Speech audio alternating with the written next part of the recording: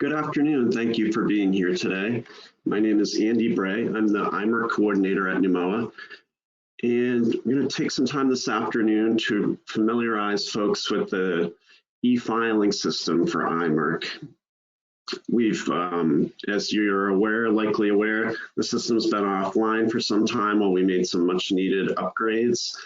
And I'm going to take some time walking you through what those changes are. We've also added the ability for companies to submit their alternative labeling applications and phase out exemption applications through the e-filing portal as well. So I'll walk through those new features.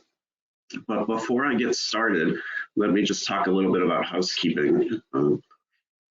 Feel free to, we'll use the GoToWebinar question feature for any questions folks have. So as they occur to you, feel free to type them into the question box, and I will pause to take up questions periodically. And there'll be ample time at the end for any questions that folks might have. Today's session is being recorded. You will be able to access it through the NUMOA website following today's session, and we will also send out a link to it in a follow-on email for attendees.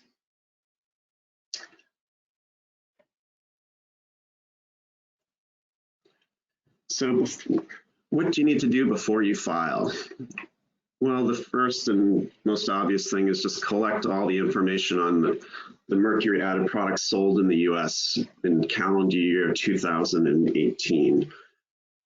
We're emphasizing 2018 because for folks that are familiar with our triennial reporting period, would have expected that we'd be collecting 2019 data. But in an effort to align IMERC's reporting with the federal mercury inventory reporting, we have changed our triennial cycle effective for the 2018 year. So you will be reporting for sales for products sold in the US in calendar year 2018 when you file. And of course, the next triennial period will be 2021, which you'll be filing in 2022. As part of pulling together your information, you're going to need to calculate the total mercury amount, or total amount of mercury in the products that were sold.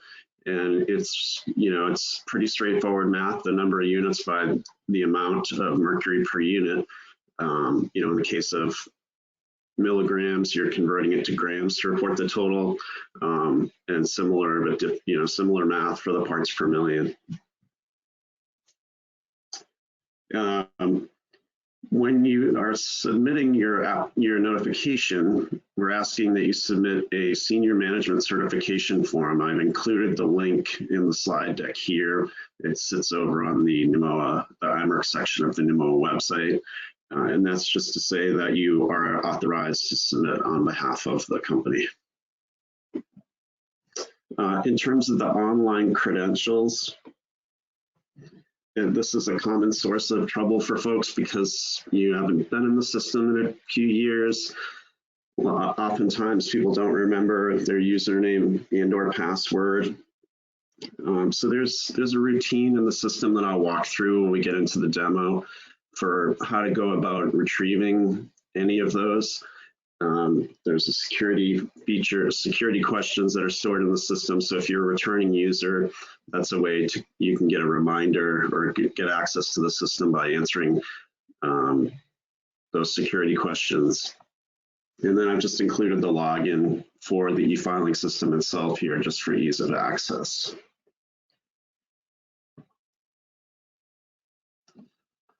Important reminders. The due date for the 2018 triennial notifications is September 24th, 2021. Normally it's a 90-day reporting cycle, I believe. We've extended that just in recognition that the system's been offline for a bit. People are kind of out of the rhythm of how they usually have this scheduled into their workflow. So we just wanted to allow a little bit of additional time for folks to get their data in. And if you heard about throughout this webinar, you likely get the IMERC already, but in case you don't and someone else made you aware of the webinar, you can go on our site and sign up for future IMERC alerts. It's a periodic newsletter that we do regarding any of the IMERC related requirements or other information that we want to share out. And with that, I'll just jump right into the demonstration.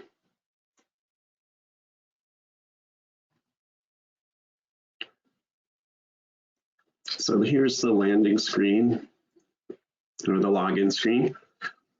When you come in, you just, if you have your credentials handy, you just go ahead and type them in. If you don't, you can go ahead and use the forgot your login username or password feature.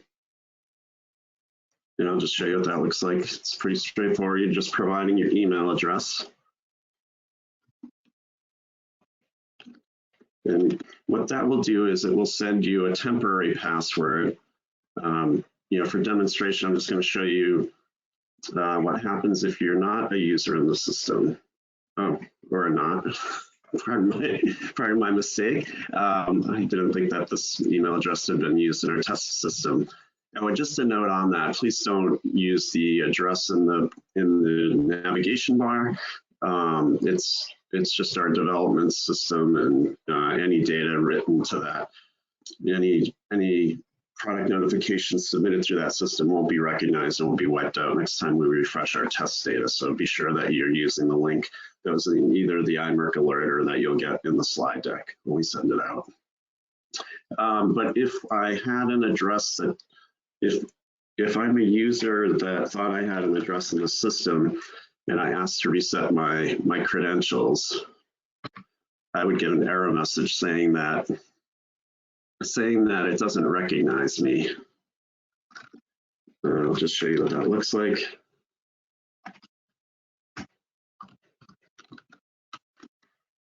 And that just will tell you that you obviously don't have an email, an account in the system. Not a problem. If your company has reported before, probably the best thing to do at this point would be to just get in touch with me at imerc@nemoa.org, and I can help you retrieve your company's credentials to be able to access the system. It would not make sense to go ahead and create a new account if your company already has a reporting account. We just ask that you keep one account per reporting company to maintain the continuity within the system. All right. Now, all that being said, I should say when you get that email with the temporary password, you would come back in here and log in, and then you'll be immediately prompted to change that password to something new. And, whatever your prerogative is, for that new password. And you will also be prompted to update your security questions, so your answers to the security questions. And I can show you what that looks like in a minute.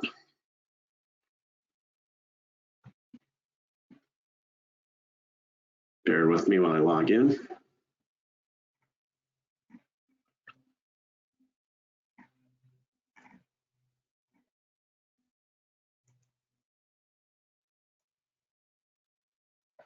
And this is the opening dashboard. It should look somewhat familiar to return users.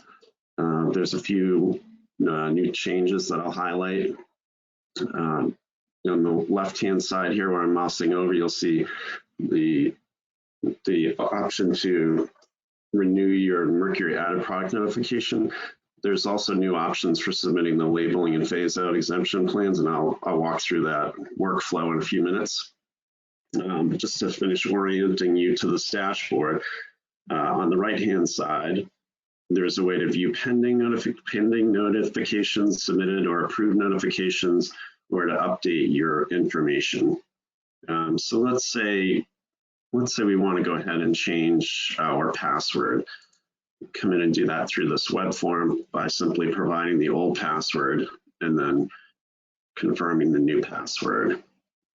If you are a new user of an existing company account and you know for sure there's no way you're going to know what your predecessor's answers were to these questions, then, or of course you wouldn't, it makes sense to just reset them the minute you come into the system. So you can do that. I suggest not using the, for test data, we typically just use the last word in the sentence. I don't recommend that as a very secure strategy, but given that this is our test system, you're plenty okay to do that for testing purposes. Then you go ahead and save your answers to those security questions. And, you know, in addition to what I've already mentioned about how those security questions are used to recover your password, you'll see later in the demonstration that you're also prompted to provide an answer to one of those questions as part of the attestation statement submission. So I'll show you what that looks like in a bit. All right, well, with that, let's go into the renewing, what it looks like to renew your triennial product notification. So within the notification renewal quick access, I'm clicking on Mercury added product notification. You'll see your history, your reporting history. With your most recent triennial filing, we'll have this renew option. And that should be your 2016, hopefully. If there's a gap in your reporting history and you haven't reported for 2016 yet, you'll likely still have the option to renew from your 2013. But if before you go there, if you want to get in touch, I can just validate what you're going to need to do to catch up.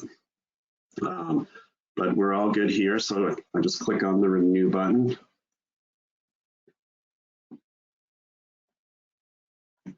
And what that does is it creates basically a copy of your last triennial report. It allows you to use that as a starting place in your new submission. Go ahead and click next here. And on this screen, you'll see it's already pre-selected for a triennial notification. In this case, we are a single manufacturer reporting. And below that, you'll see a question about when did you start making or selling Mercury added products. For return reporters, you please ignore that field. If this happens to be your first time reporting, this will simply help us know which reporting cycle you're starting from. So you've been catching up on your filings. So go ahead and click next.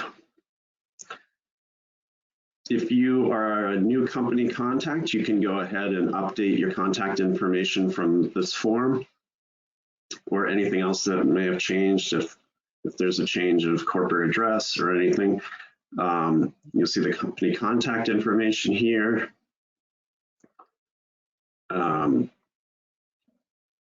And go ahead and make any changes and then just go ahead and click next. Now this view is what we're really here for, is to report on the Mercury added products. Since we're renewing an existing application, it already has all the product details displayed. So the one data point that I need to add in a new triennial report is the last field on this form is the total Mercury.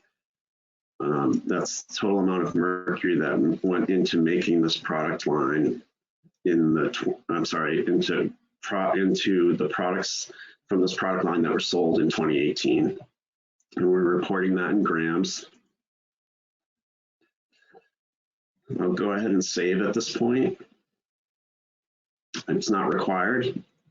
I'm saving, let's say, but saving is important to know. As you're clicking through, the database is updating your form, but if you're, say you have an extensive list of products and it's going to take a little while and you need to pop out, for a cup of coffee or grab lunch, go ahead and save your draft form, because it's likely that, given the security measures on the site, that your session will time out while you're gone and you'll need to log back in. Not a problem. If that were the case, and I'll just demonstrate, then we come back into home after we log in again, and I can see my pending notification is here, the one that I was just working on. It doesn't take me back to where I was, but it's only a matter of a couple of clicks to get back there. So I've updated this one product. Say I needed to add another product. Maybe we started a new product line. I just come in here and do that. And then I would have to go in and fill in the additional details here. Let's say I was eliminating a product from my report. You see the prompt on screen says, are you sure you want to phase out or delete this product? And I say yes. And that's that. Again, pretty straightforward. Once I'm done updating and adding or removing products and supplying all the total mercury numbers, I go ahead and click next. And this next screen is new for return reporters. This is another step we took in an attempt to align with the federal reporting. Under the federal reporting, it's required that you report on mercury added products unless you've already reported to IMERC on those products. And so you're here, so you've already reported or you're about to. These additional data points are data points that are within the federal regulations regarding mercury added products. You'll see it's really drilling down on things that aren't captured by IMERC, like use of elemental mercury, imports of elemental mercury, and then what countries of origin that commodity came from. All of the reporting is in pounds. We have these flyouts built in, which kind of mimic the federal reporting system in terms of what they're looking for. And we're asking for these data points in the IMERC system with the hope that in the future, by reporting these here, you won't need to be reporting into both of the systems. You'll just be meeting the federal requirements by completing your IMERC submission. Since with these additional data points, you'll be capturing all of the data points that mercury added products are subject to. So I'm going to leave them blank. I'm not importing or making or selling elemental mercury. This next screen is about checking in on your compliance with the labeling requirements. So it's really just a compliance screening tool for reporters' benefits and for the benefit of IMERC member states. For folks that are subject to labeling, you're probably familiar with some of this language. You'll see items 1 through 8 are just the elements of a standard label according to the labeling rules. So if I have a standard label, I'm just clicking through these 8 items. I'm doing all the things I'm supposed to be doing.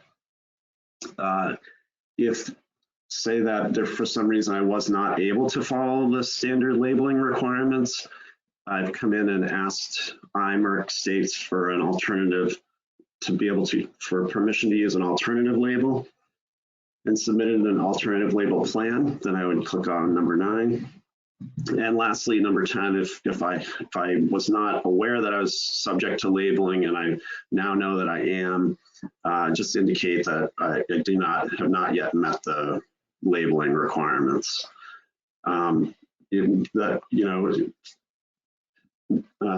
Reporting that you have not yet met the labeling requirements will not prevent you from submitting your mercury added product notification. It just starts a dialogue with IMERC where we'll reach back out to you and go over what the requirements are and the applicability to your products, and be able to provide you with some compliance assistance in coming into compliance with the labeling requirements.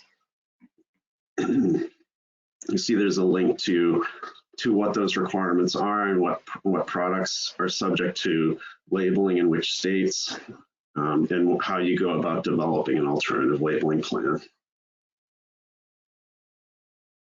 Go ahead and I'm going to just, for the heck of it, say we're good to go with our alternative labeling plan, and it expires this summer.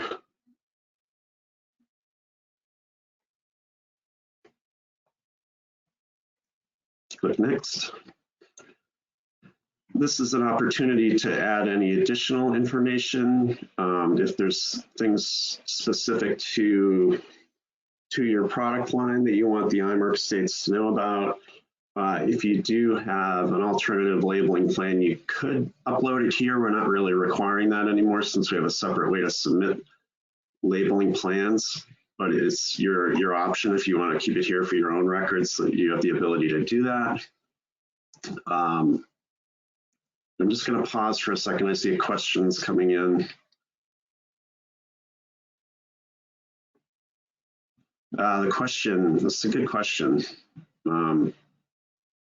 So someone's already been in the system. They are trying to do their 2018 triennial submission, and they see that their 2016 triennial was submitted, but they only see an option to update, not to renew.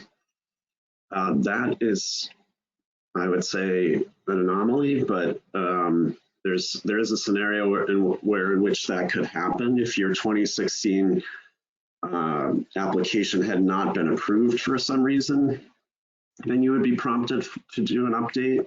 But if you have if it says approved next to the 2016 triennial filing, then that's just a glitch, and I'll need to follow up with you separately. So I'll take a note to do that, and we can look at that offline.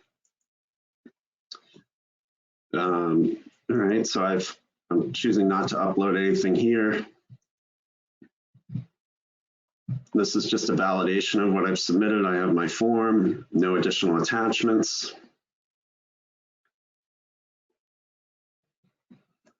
Excuse me. Actually, let me back up for one sec. At this point, if you want to capture a PDF copy of your submission, you can do that clicking on this little clipboard icon. It will open a separate window with a PDF of your filing in it.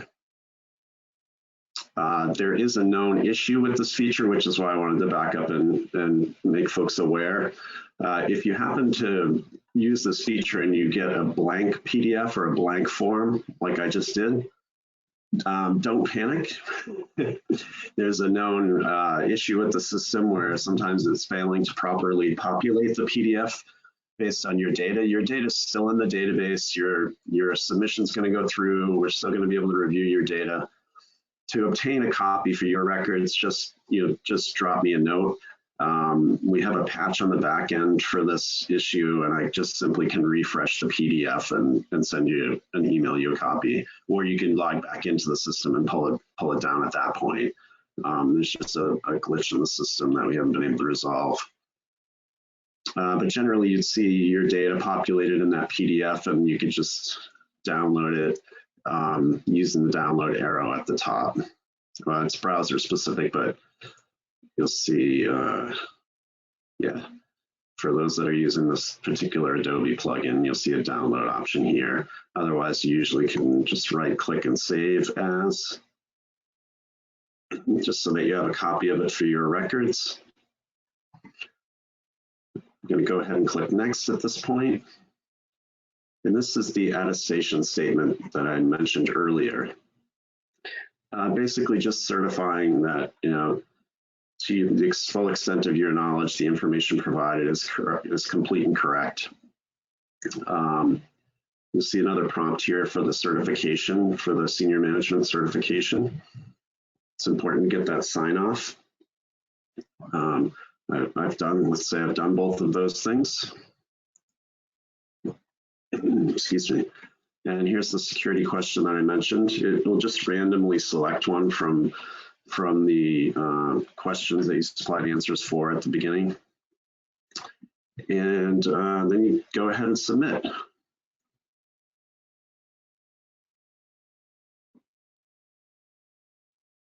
Now, among one of the updates that was made to the system is a screening tool to help companies know if they might be subject to phase out requirements that they're not aware of, or that they may need to apply for a phase out exemption for a product that they are reporting on.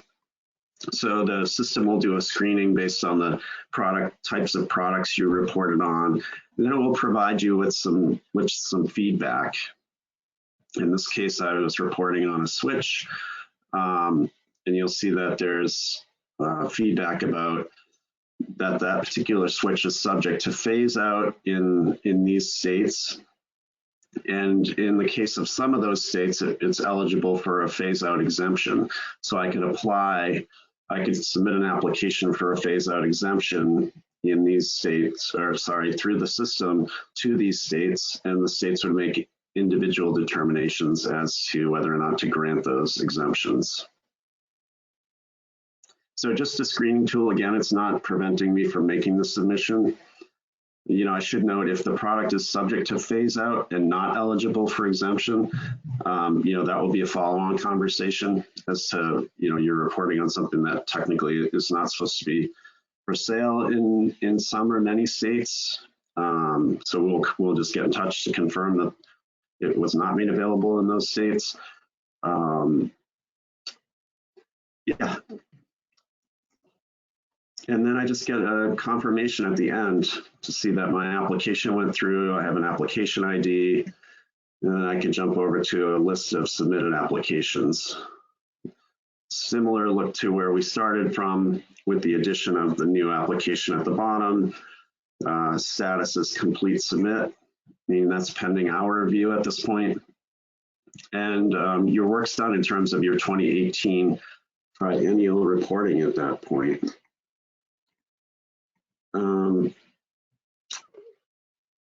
Excuse me. Now, let me take you through those other workflows that I mentioned at the beginning for labeling, for submitting labeling, alternative labeling plans, and phase-out exemptions. Let's start with the alternative labeling. Click on from the quick access menu. I'm sorry, not the quick access menu. Go into the notification tab, which is a little counterintuitive. We probably need to patch that. But under the notification tab, you'll see an option to submit either your alternative labeling plan, phase out exemption, and if you haven't already applied for mercury added product notification, you could apply here. I'm going to go ahead and click on apply for the labeling plan. Now, unlike the mercury added product notification, the labeling form itself has not been ported into our e-filing system. For folks that are familiar with the form, it might be intuitive why we didn't try to do that. It's fairly complex form with a lot of layers to it. So what we did as a partial measure, and which allows us now to be able to track the labeling plans and allows us to communicate with you regarding your labeling plan application, is to pull the applications themselves into the system. And you know, we have the benefit of keeping the records all in one place, but more importantly, a better way to communicate with you about the status of your application. And you know, the plans do have an expiration date, so the system will send out automated reminders 90 days prior to the expiration of that plan, so that you can prepare your renewal request. But let me just walk you through this very streamlined workflow. Some companies report, or some reporters report for multiple companies. That's not the case here, so I'm just selecting the name of the test company I'm using. I'm going to submit my alternative labeling plan application online, so click the radio button. Then I click on Add Files, choose the file, and I'm just browsing to my hard drive at this point. I have these things preloaded on my desktop.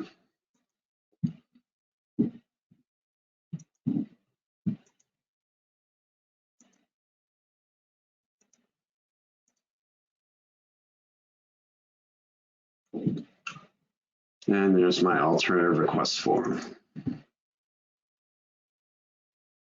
Click Save to upload the file. You see that it's been successfully uploaded. We don't have any other forms to provide at this time.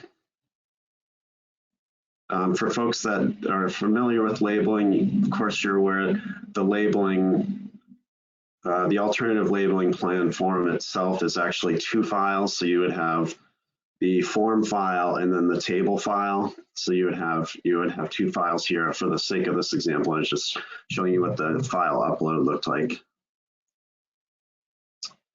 I'm just getting a validation that I've provided an alternative labeling plan and what that submission, and again, a PDF validation of that. The attachment is there, and then I just click next, and you'll see a similar attestation form, attestation statement. Again, certifying that to the best of my knowledge, the information is complete and accurate. Answer my security question, and then our disclaimer and submit. And you get that confirmation that the submission went through, your attachments there. And then if we go back into our submitted list now, we'll see that we have a, that's saying a first notification. So there's a, at the bottom, it's the most recent one.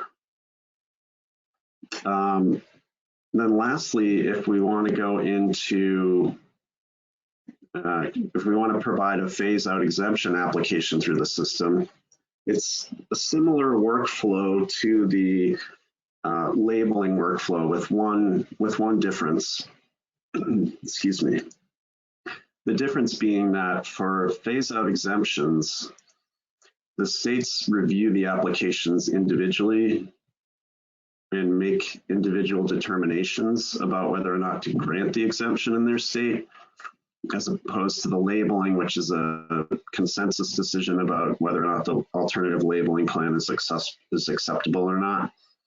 So, you know, if you are subject to phase out and eligible for an exemption, you would already know which states you are eligible for an exemption application. I'm sorry, an exemption.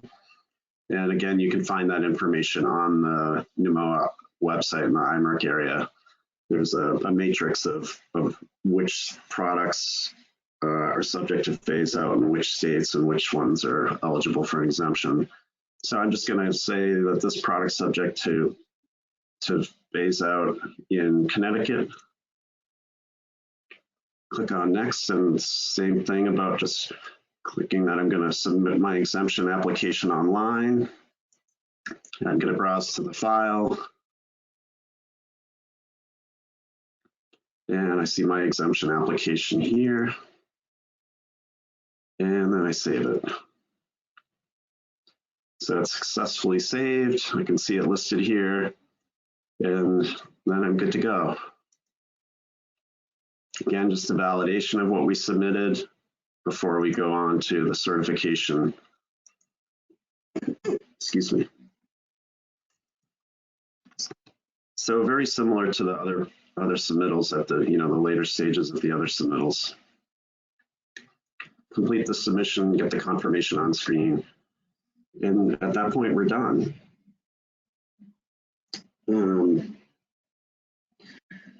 So let me just jump back over to the slides for a minute to mention one or two other things. I just wanted to take a minute to mention IMERC supporting membership.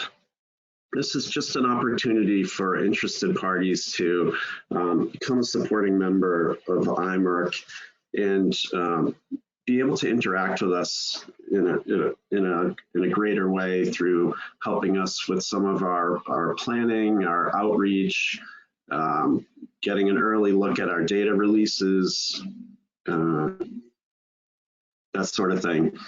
So if you're interested in that at all, you can explore what that means further through the link in the bottom here, which you'll get in the slide deck. And with that, I don't have anything more for you today. Again, there's my contact information. Feel free to contact me at any time with questions. The e-filing system access link is on the screen. And again, will be in the slide deck as is the guidance documents for reporting.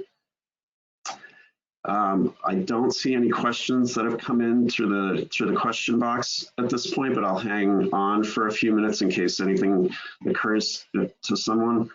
And I just again want to thank you for taking time out for this. You know, the IMERC reporting universe, you folks have all been incredibly patient and already responsive to the request for filing. It's been great to see that, and we are doing our best to keep up with the requests for support. So thank you for your patience with that as well. And we are here to answer any questions that come up after the fact, and you can also access this recording through the website. And with that, I will end our session because I don't see any questions coming in. Thank you all for being here. Take care.